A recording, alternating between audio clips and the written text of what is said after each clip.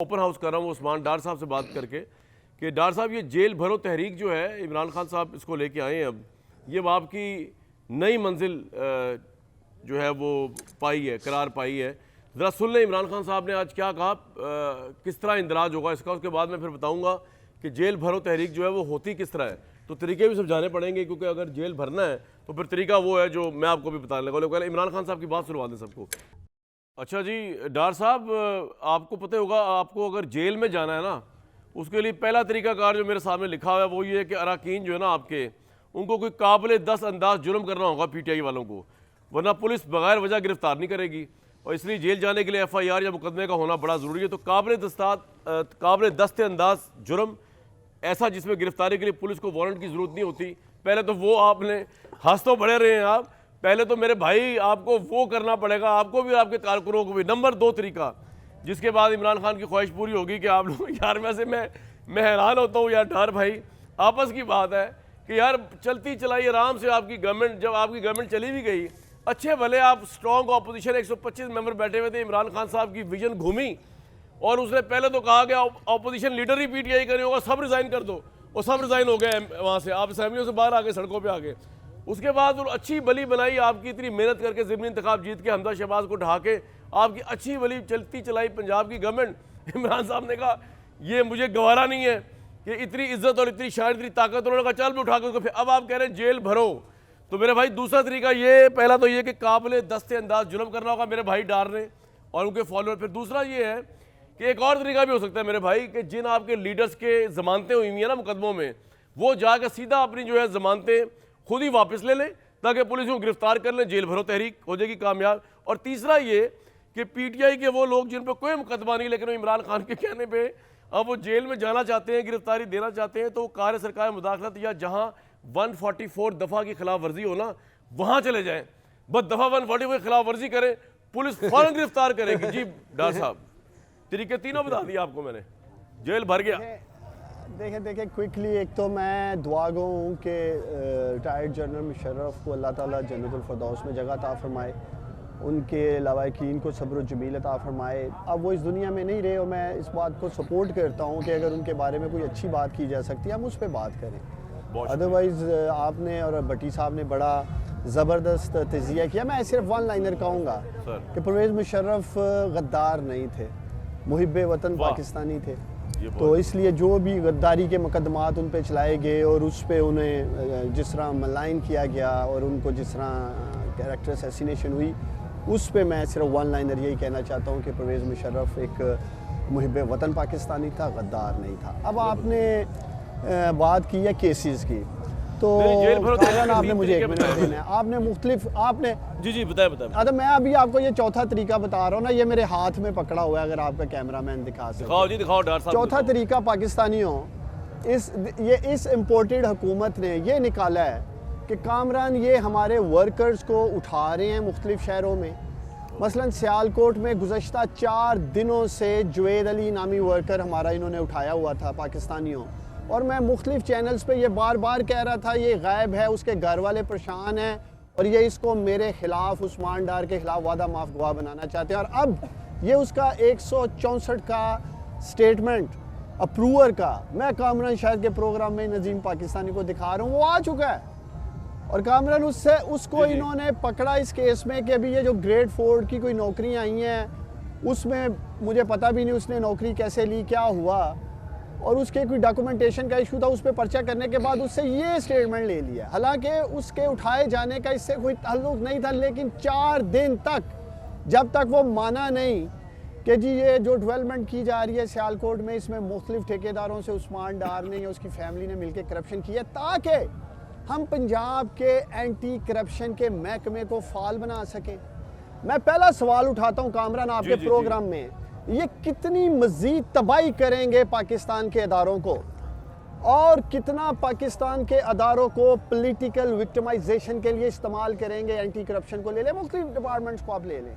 और दूसरा, जहाँ तक मेरी ज़ात की बात है, अल्हम्दुलिल्लाह मेरा शहर सियालकोट मेरी गवाही देगा कि अल्हम्दुलिल्लाह मेरे ठीक है। ये तो मैं देखें आप बादी नजर में मुझे भी साफ शफाफ रखते हैं उस्मान भाई, लेकिन अब ये आपका पॉइंट बिल्कुल आ गया, हमने मौक़िफ़ दिया आपका। लेकिन मुझे एक बात बताएं कि ये तो फिर इमरान खान के नक्शे कदम में चलते हुए, अच्छा ये लोग जेलों में जा रहे हैं, आप ने रजिस्ट्रेशन करवा ली अपनी, और वाकई अब आप लोगों का दिमाग यही कह रहा है कि अब जेल भर दें। पहले आपका दिमाग ये कह रहा था कि इमरान खान को लब्बैक कहें, असम्बलियों से बाहर आके सड़कों में रुलें, फिर आपके दिमाग ने ये कहा कि इमरान खान पे लब्बैक कहें और पंजाब असम्बली अपनी पावर खुद ही छोड़ दें।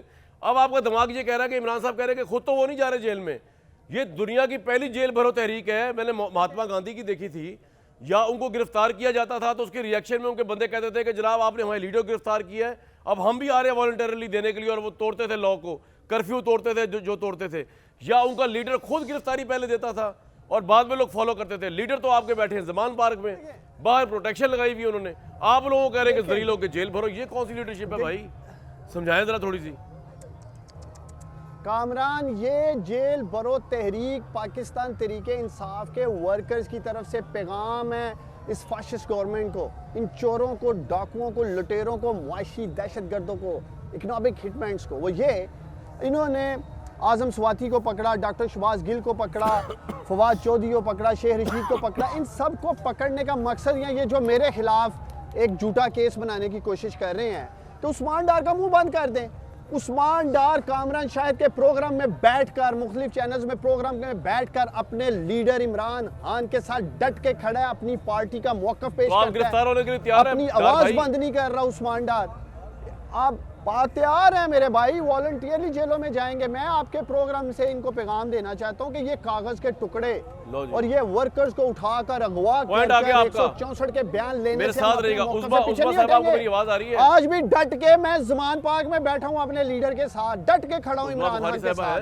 अगर इमरान खान के साथ खड़े होने के ऊपर हमारे एंटी करप्शन के पर्चे आने। अब्दुल्ला भाई, क्या समझे आप पाकिस्तान की सियासत, पाकिस्तान किस तरफ जा रहा है? को थोड़ा तजिया दे। इमरान खान की सियासत, ये जेल भरो तहरीक, ये मैशे की तबाही, सर हमें समझाएं ये मुल्क किस तरफ जा रहा है इस वक्त, किस तरफ जा रहा है? बिस्मिल्लाहिर्रहमानिर्रहीम। बहुत शुक्रिया कामरान शाहिद साहब, मैं आपका शुक्रगुजार हूँ।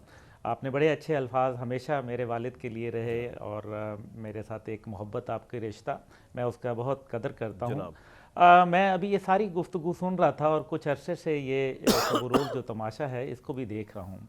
दिल बहुत दुखी है कि हर कोई अपने लीडर के साथ खड़ा है, अपनी पार्टी के साथ खड़ा है।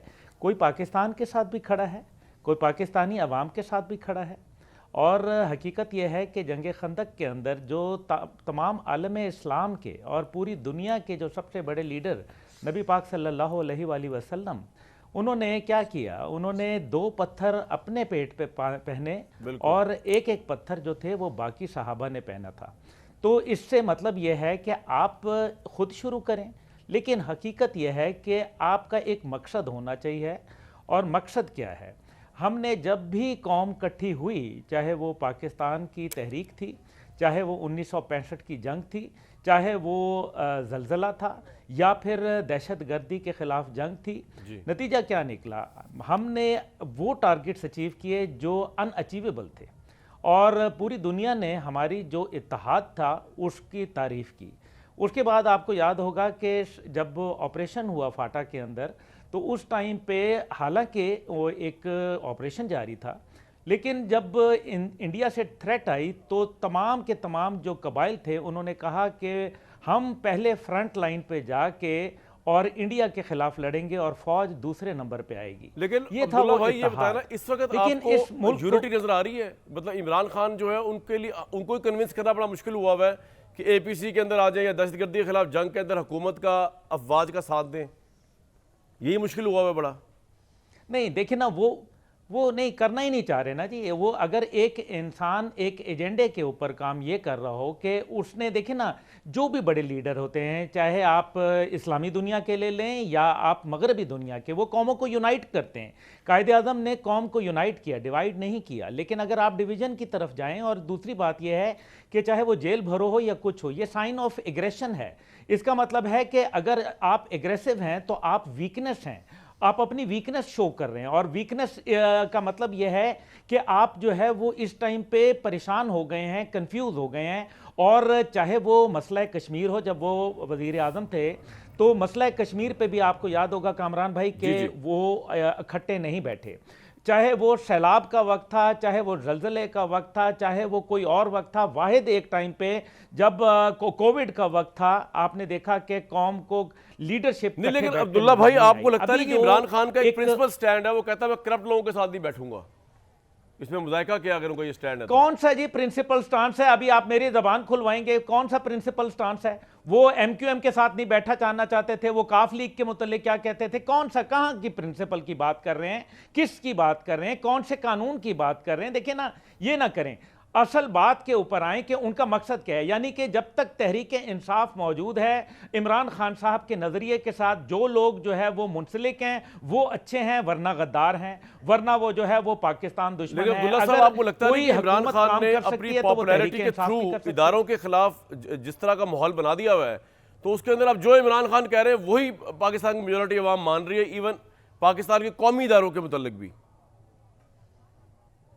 कामरान भाई ये बताइए, बैल्कनाइजेशन क्या थी? क्या ऐसा ही नहीं था कि लोगों को तफरीक किया गया, छोटे, लेकिन ये तो खतरनाक बात होगी ना सर, फिर मुख्तलिफ जो है तो इमरान खान को डील तो करना पड़ेगा ना अब्दुल्ला भाई, पीसफुली, मतलब उनसे बात करनी पड़ेगी। इमरान खान साहब को देखें जी जी जी, बताएं बताएं।